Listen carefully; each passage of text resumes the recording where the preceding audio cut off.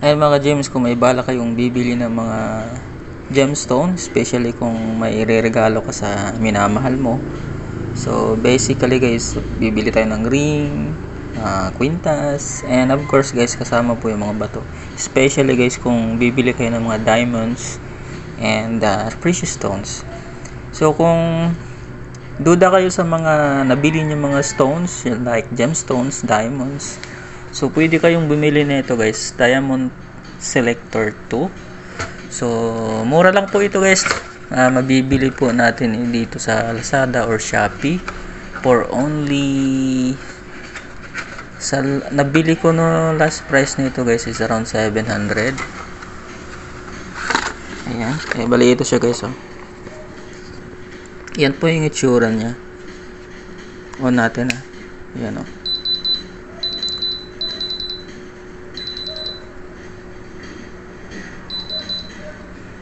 So bali ito guys, medyo okay na.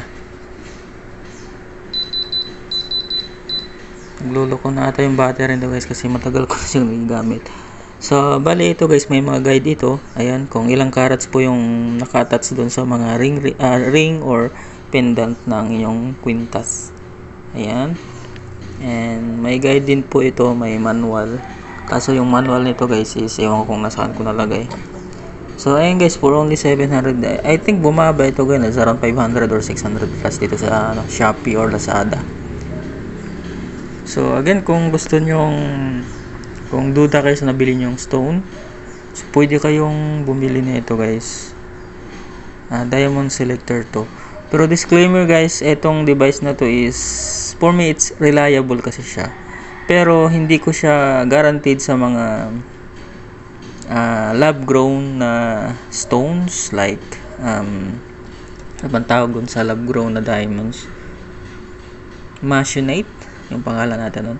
So eto guys, kung Masonite ite-testing nyo is magre-reading pa rin siya as diamond kasi talagang they are the same materials nga gamit, kaso ang kaibahan lang is gawa siya ng tao.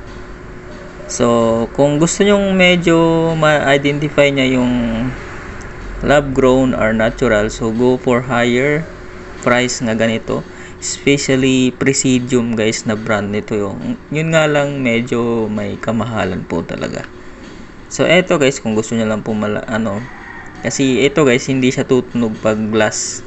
Pero pag lab grown or natural, tutunog talaga siya as diamonds.